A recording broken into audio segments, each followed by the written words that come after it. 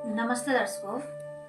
आज हम जानेंगे कि श्रीमद् भगवद गीता में श्री कृष्ण ने महाभारत के दौरान अर्जुन को मृत्यु हमें नहीं मारती के बारे में क्या शिक्षा दी। और ये पाठ शुरू करने से पहले हम एक गीता का श्लोक बोलेंगे।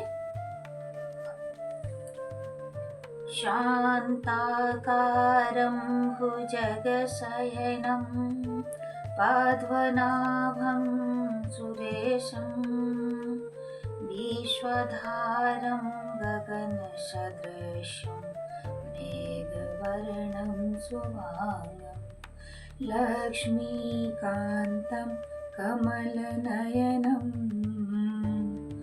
योगिर्ज्ञानगम्यं वन्दे विष्णु भवभयहरं सर्वलोकैकनाथम्। आइए अब इसी श्लोक के साथ हम अपना आज का पाठ शुरू करते हैं। श्री कृष्ण अर्जुन से कहते हैं, कोई समय भूत, वर्तमान या भविष्य नहीं होता। जब आप, मैं और युद्ध के मैदान में मौजूद ये राजा लोग नहीं थे या नहीं रहेंगे।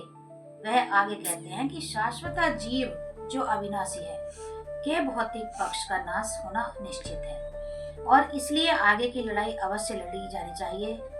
इस शाश्वत जीव को कई नामों से जाना जाता है, जैसे कि आत्मा का चैतन्य श्री कृष्ण, उसी को देही कहते हैं।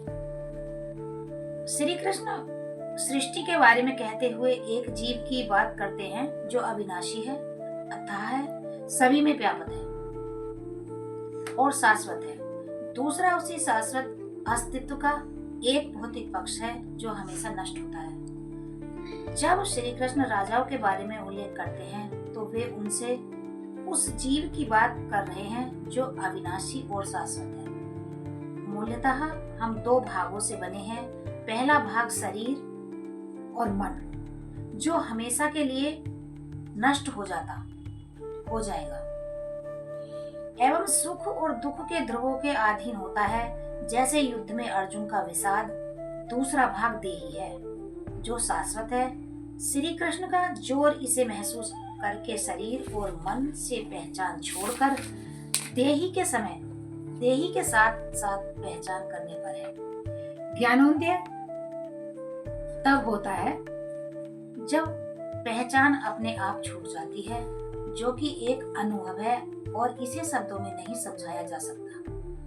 गीता का वह भाग जहाँ श्री कृष्ण अर्जुन से युद्ध करने के लिए कहते हैं, समझने में सबसे कठिन भाग है। कुछ लोग कहते हैं कि कुरुक्षेत्र युद्ध कभी हुआ ही नहीं था और यह हमारे रोजमर्रा के संघर्षों का एक प्रतीकात्मक प्रतिनिधित्व है। यह समझना जरूरी है कि अर्जुन के युद्ध से भागने पर युद्ध खत्म नहीं हो जाता। श्री कृष्ण जागृति और अनुभूति के हथियारों का उपयोग करके जीवन में संघर्षों का सामना करने का परामर्श देते हैं। श्री कृष्ण जानते हैं कि अहंकार से भरा हुआ अर्जुन निराश या स्थायी दास हो जाएगा, भले ही वह युद्ध से हट जाए।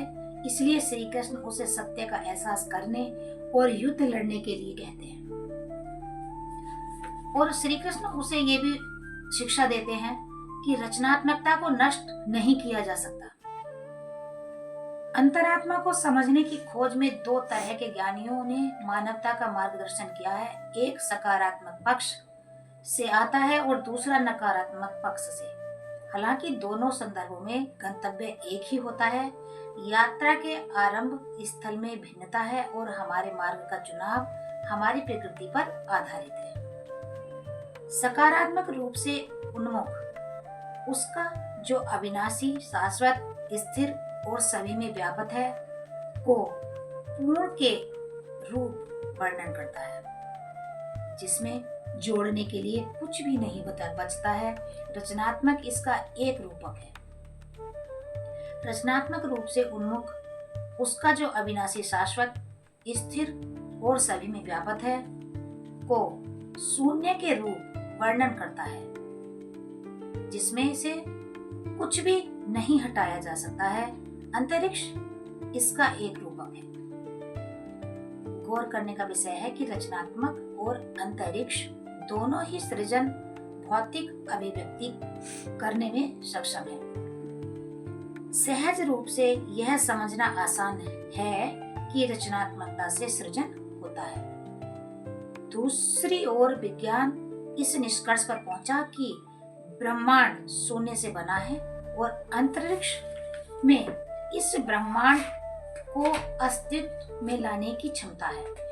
सबसे छोटे परमाणु से लेकर शक्तिशाली ब्रह्मांड तक अंतरिक्ष सर्वव्यापी है। प्रसिद्ध श्लोक 2 या 23 में श्री कृष्ण कहते हैं कि आत्मा को आग से नहीं जलाया जा सकता। देखिए कितनी महत्वपूर्ण बात है कि आत्मा को किसी भी चीज से नहीं नष्ट किया जा सकता।